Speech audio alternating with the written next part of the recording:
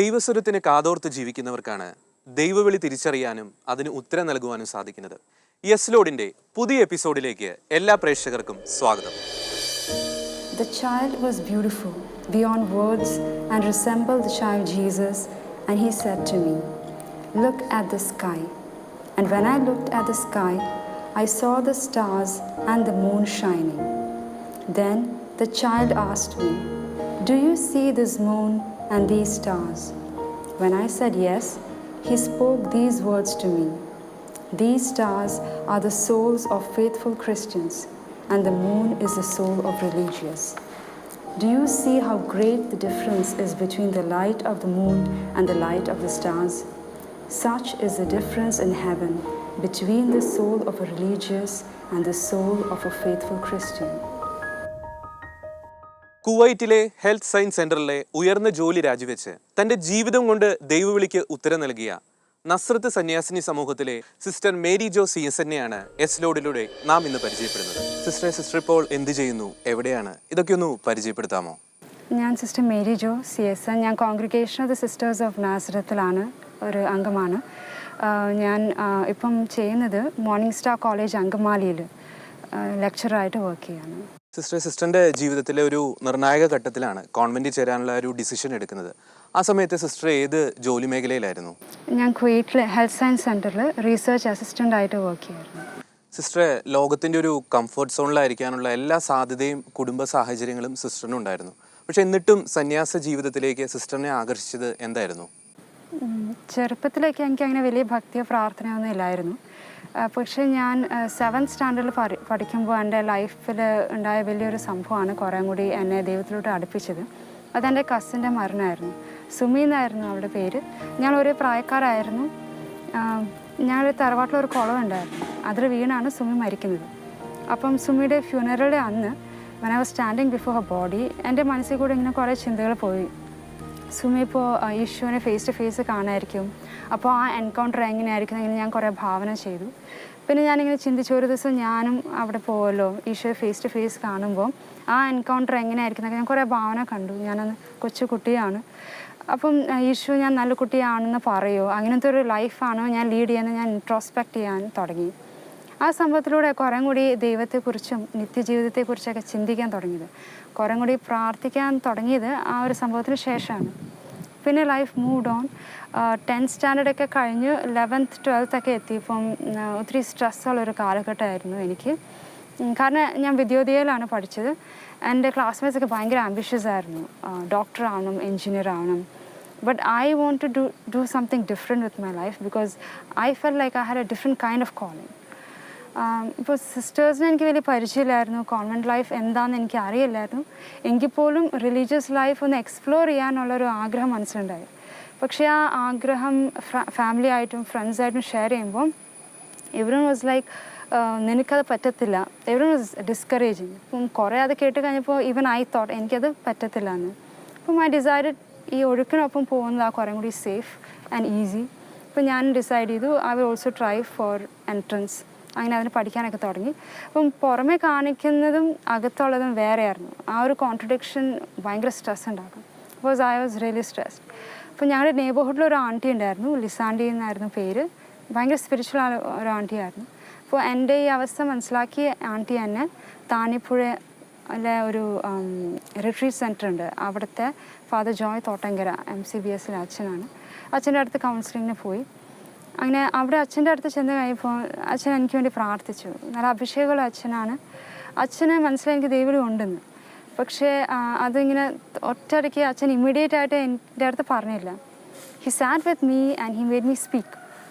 He made me analyse my own thoughts and he guided me in coming to a conclusion that I have a vocation. അപ്പോൾ അങ്ങനെയാണ് ആ counselling സെഷൻസിലൂടെ എനിക്ക് കുറേ കൂടി ഒരു ഉറപ്പ് വന്നത് എനിക്ക് ദൈവവിളി ഉണ്ടെന്ന്. Jesus is calling me. ആ കുട്ടിക്കൊരു പ്രത്യേകത മേരി മോക്കുണ്ടായത്, മേരി എടുക്കുന്ന തീരുമാനങ്ങളിൽ നിന്ന് മാറാറില്ല. ഞാരെല്ലാം പറഞ്ഞാലും ഇന്നത് ചെയ്യുമെന്ന് പറഞ്ഞാലും അത് ദൈവം ആഗ്രഹിക്കാത്തതൊന്നും ആ കുട്ടി ചെയ്ത് ഞാൻ കണ്ടിട്ടില്ല. എനിക്കുള്ളൊരു അനുഭവം അതാണ്.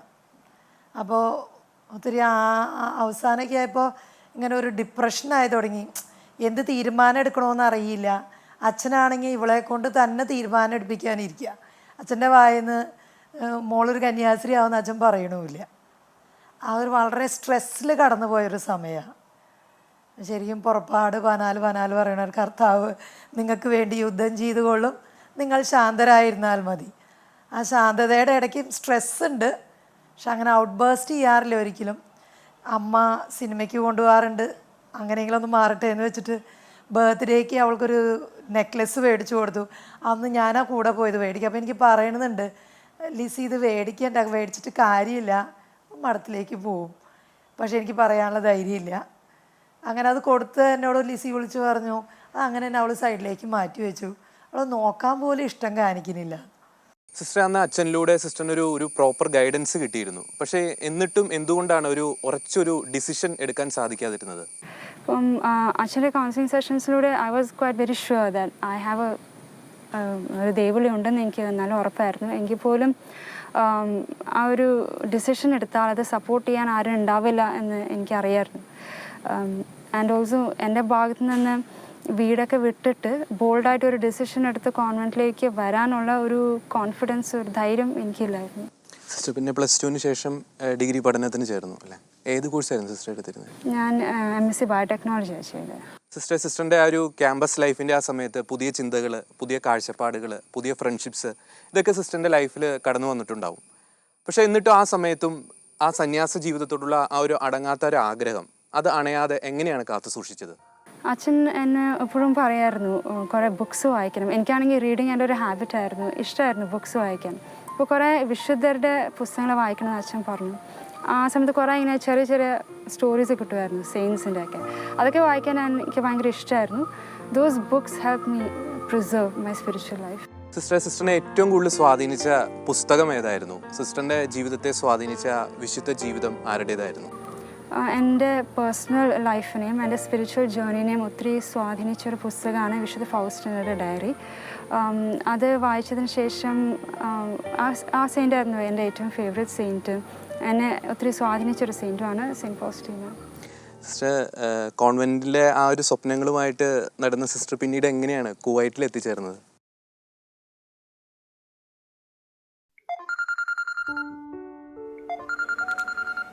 ഹലോ, ബാഗ് പാക്ക് ചെയ്ത് കഴിഞ്ഞോ മോളെ? ആ അപ്പ ചെയ്തോണ്ടിരിക്കുവാ. പിന്നെ മോളുടെ സർട്ടിഫിക്കറ്റ്സ് ഒക്കെ എടുക്കാൻ മറക്കരുത് കേട്ടോ. അതെന്നാത്തിനാപ്പാ, ഞാനവിടെ 2 ആഴ്ച നിന്നിട്ടിങ്ങ് വരുവല്ലേ.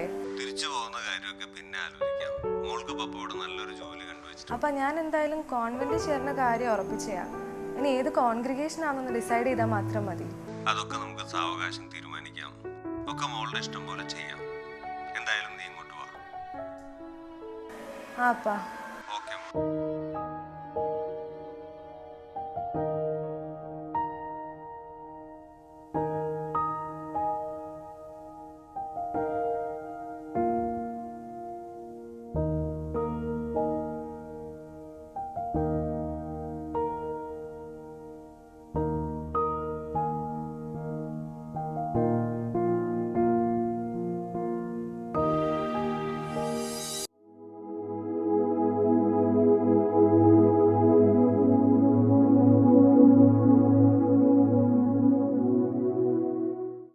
സിസ്റ്റർ കുവൈറ്റിലെത്തിയപ്പോൾ സിസ്റ്ററിൻ്റെ ലൈഫ് കുറേ കൂടി സെക്യൂറായി.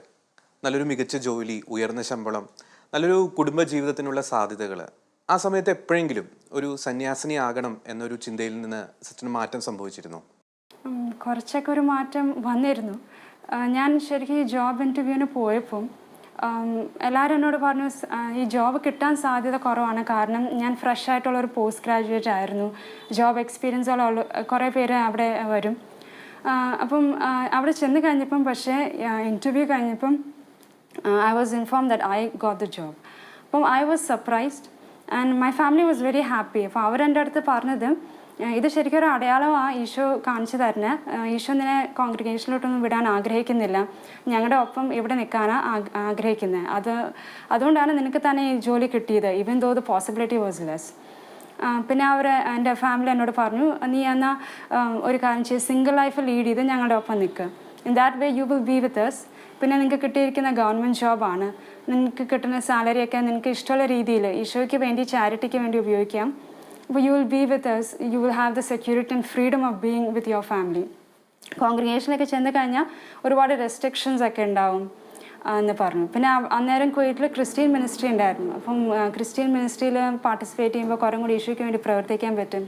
അപ്പം എല്ലാവരും പറഞ്ഞു ഇതാണ് ഒരു better choice, to be with your family, to have the freedom to do what you want. And also government job ആയതുകൊണ്ട് it was a good pay and I had good friends circle also.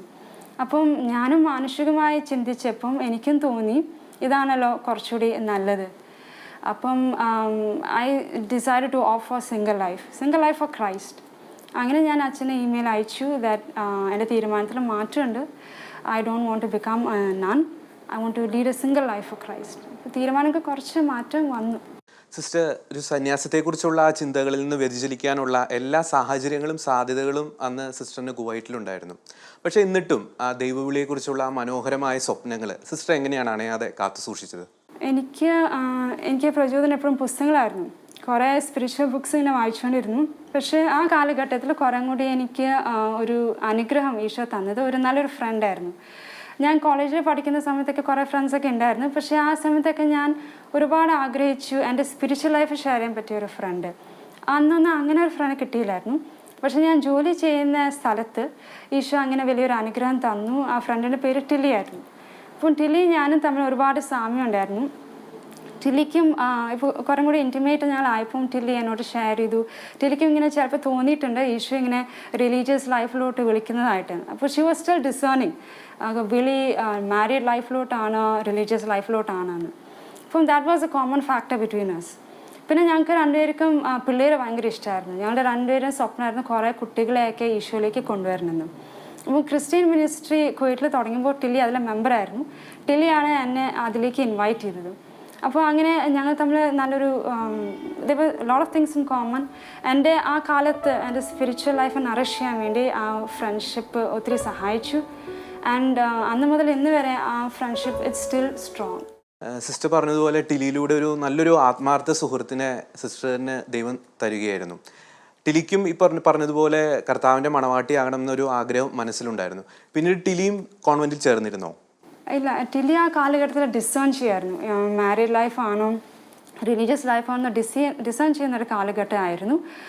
കുറച്ച് നാൾ കഴിഞ്ഞപ്പം Tilly എൻ്റെ അടുത്ത് വന്ന് പറഞ്ഞു she has received a confirmation that her call is to married life. അപ്പം Tilly എൻ്റെ അടുത്ത് എങ്ങനെയാണത് പറഞ്ഞത്, she loves children so much that she would like to have a child of her own. അപ്പം I could understand what she was trying to say. അപ്പോൾ എന്നെ തന്നെ introspect ചെയ്തു, like how I view the situation. അപ്പം ഞാൻ ഒരു കുട്ടിയെ കാണുമ്പോൾ ഞാനതിൽ ഈശോയുടെ ഒരു കുട്ടിയെ ആയിട്ടാണ് കാണുന്നത്. അപ്പോൾ ആ ഒരു സ്നേഹമാണ് എനിക്ക് വരുന്നത്.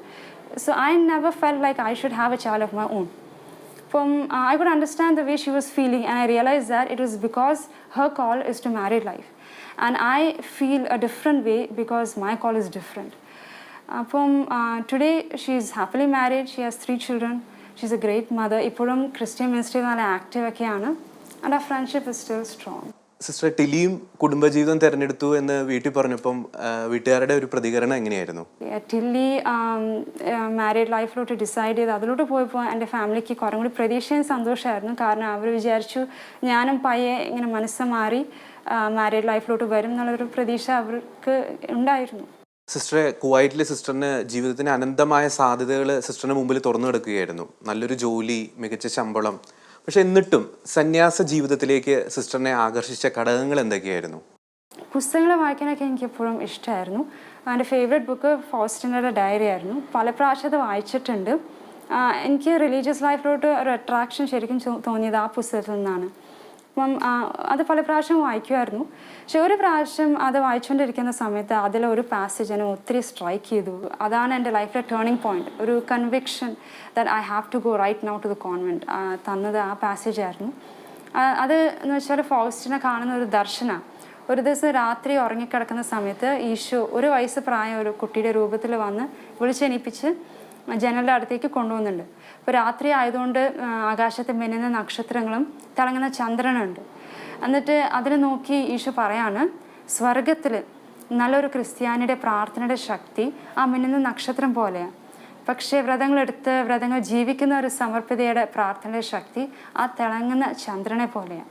അപ്പോൾ എനിക്ക് തോന്നി, if Jesus is calling me to be a shining moon, why should I settle for the twinkling stars. അപ്പം ഈശോ എന്നെ വിളിക്കുന്നത് തിളങ്ങുന്ന ചന്ദ്രനാവാനാണ്. So that is what I want to be. അന്ന് ആ പാസേജ് വായിച്ചപ്പോൾ it really struck me in a very strong way. And that is when I decided. I closed the book and I told my parents, I have to go back to Kerala. I have to go because Jesus is calling me. Sister പലപ്പോഴും ഇതിനു മുമ്പ് സന്യാസിനി ആവണം എന്നുള്ളൊരു decision എടുക്കുന്ന സമയത്ത് പലപ്പോഴും confused ആയിരുന്നു. പക്ഷേ ഈ ഒരു സമയത്ത് ആ ഒരു ഉറച്ചൊരു ഡിസിഷൻ എങ്ങനെയാണ് സിസ്റ്ററിന് എടുക്കാൻ സാധിച്ചത്? I think it's the way I felt after reading that passage. ഇതിനു മുമ്പും ആ പാസേജ് വായിച്ചിട്ടുണ്ട്. പക്ഷേ അന്ന് ആ ഒരു ദിവസം ആ പാസേജ് വായിച്ചപ്പോൾ I think the Holy Spirit was really powerfully working in me at that time. അന്ന് ഭയങ്കരമായിട്ടൊരു അഭിഷേകം തോന്നി. It was like I can't stay in the world any longer. എനിക്കിനി പോകണം, കാരണം ഈശോനെ വിളിക്കുകയാണ്. I want to go be with him. അപ്പോൾ അന്ന് വരെ അങ്ങനെ വലിയ ധൈര്യമില്ലായിരുന്നു ഫാമിലീനെ എതിർത്ത് ഈ ഒരു സ്റ്റെപ്പ് എടുക്കാൻ. പക്ഷേ that day somehow I got the strength to make the decision to leave home and come join the convent. ശരിക്കും അതായിരുന്നു ശരിക്കും ഒരു ടേണിംഗ് പോയിന്റ് അല്ലേ? അതൊരു ടേണിംഗ് പോയിന്റ് ആയിരുന്നു. ഇപ്പോഴും സിസ്റ്റർ വിശുദ്ധ ഫൗസ്റ്റീനയുടെ ബുക്കിനോടൊരു അടുപ്പം സിസ്റ്റർ കാത്തു സൂക്ഷിക്കുന്നുണ്ടോ? നല്ല അറ്റാച്ച്മെൻ്റ് ഉണ്ട്. ഇപ്പോഴും എൻ്റെ പേഴ്സണൽ ലൈഫും എൻ്റെ സ്പിരിച്വൽ ജേർണീനെ ഒത്തിരി മോൾഡ് ചെയ്തൊരു പുസ്തകമാണ് വിശുദ്ധ ഫൗസ്റ്റീനയുടെ ഡയറി. ഇപ്പോഴും എല്ലാ ദിവസവും അതിൽ നിന്ന് പ്രചോദനമൊക്കെ കിട്ടാറുണ്ട്. എൻ്റെ വിളിയുടെ ഉള്ളിൽ വിളി കർണാടക ഈശോയെ പ്രഘോഷിക്കുകയാണ് എന്നുള്ളൊരു ബോധ്യം എനിക്കുണ്ട്. കഴിയുന്ന രീതിയിലൊക്കെ അത് ചെയ്യാറും ഉണ്ട്. സഭ അവസരം തരാറുമുണ്ട്.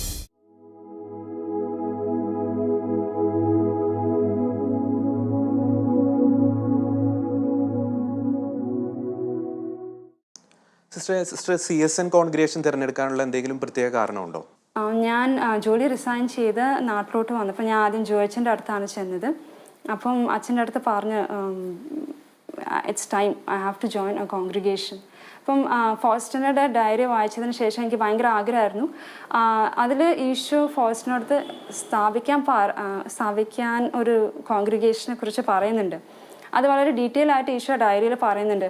ആ കോൺഗ്രിഗേഷൻ്റെ സിസ്റ്റേഴ്സിൻ്റെ ലൈഫ് സ്റ്റൈല്, അവരുടെ സ്പിരിച്വാലിറ്റി, പിന്നെ ഫോർമേഷൻ്റെ ഓരോ ഘട്ടങ്ങൾ. ശരിക്കും നമുക്ക് വായിക്കുമ്പോൾ തോന്നും ഈശോ തന്നെയാണ് ആ കോൺഗ്രിഗേഷൻ്റെ ഫൗണ്ടർ. അപ്പം എനിക്ക് ഭയങ്കര ആഗ്രഹമായിരുന്നു ആ കോൺഗ്രിഗേഷനിൽ ചേരാൻ. അതൊരു ക്ലോയിസ്റ്റേർഡ് കോൺവെൻ്റ് ആണ്. എന്നിട്ട് ഈശോ തന്നെ ഇങ്ങനെയാണ് ഡിസ്ക്രൈബ് ചെയ്യുന്നത്.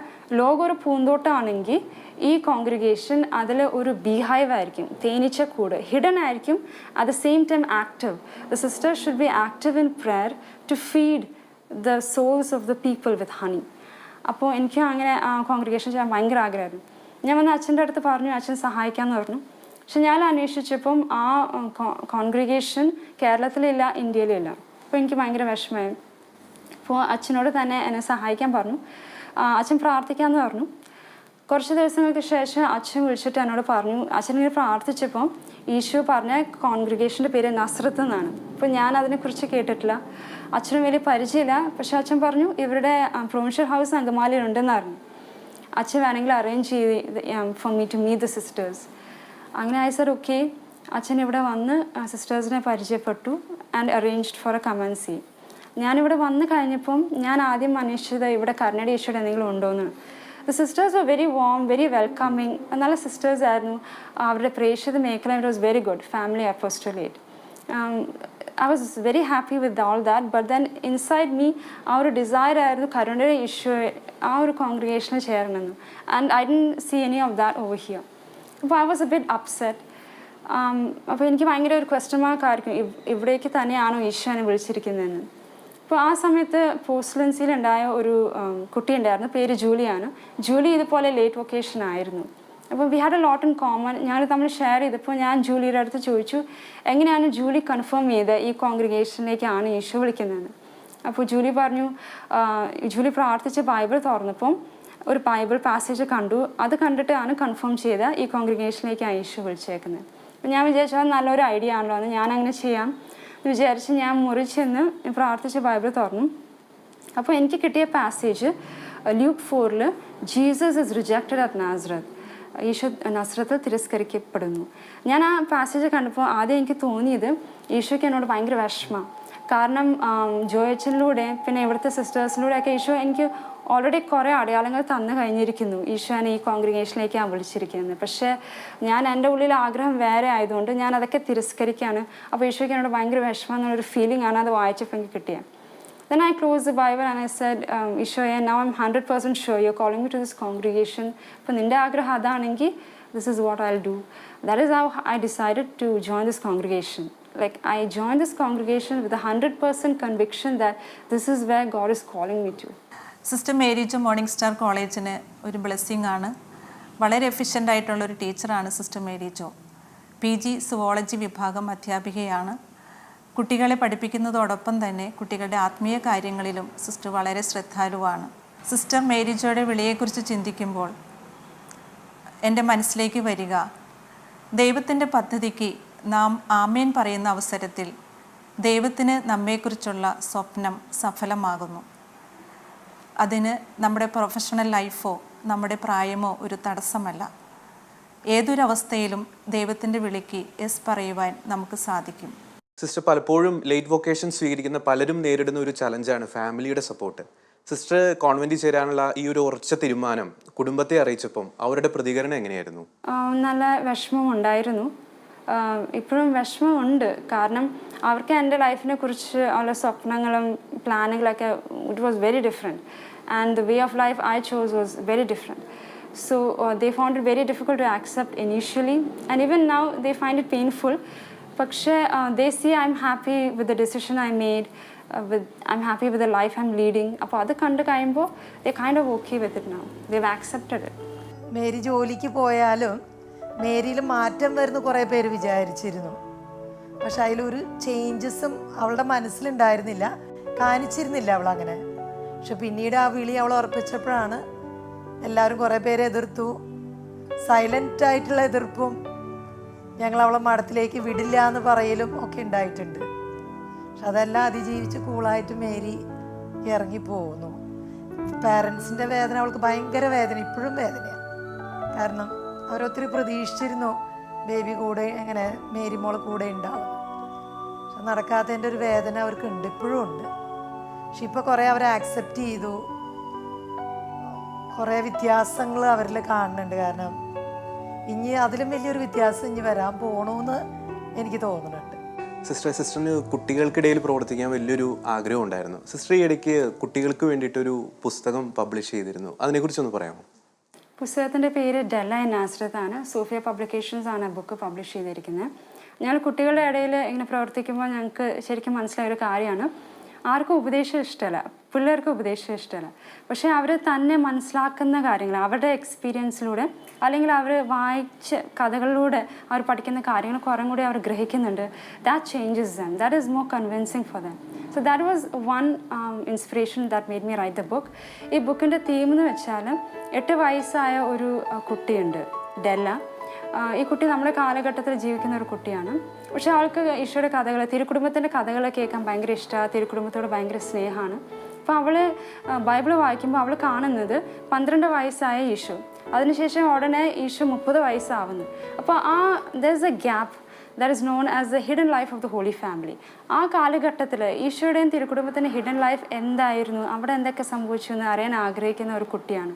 അപ്പോൾ ഒരു ദിവസം ഇവൾ പ്രാർത്ഥിച്ചുകൊണ്ടിരിക്കുമ്പോൾ അവളുടെ കാവൽ മാലാഖ വന്ന് അവളെ തിരിച്ച് ആ നസ്രത്തിലേക്ക് കൊണ്ടുപോകാൻ, മാതാവും ഔസേപ്പിതാവും ഈശോവും 12 വയസ്സായ ഈശോവും ജീവിച്ചിരുന്ന ആ നസ്രത്തിലേക്ക്. എന്നിട്ട് അവൾക്ക് അവിടെ നിന്ന് ഉണ്ടാകുന്ന അനുഭവങ്ങൾ, അപ്പോൾ ഓരോ കാര്യങ്ങളും മാതാവും ഔസേപ്പിതാവും ഈശോവും അവളെ പഠിപ്പിച്ചു കൊടുക്കുകയാണ്. അപ്പം as children read this book they become Della.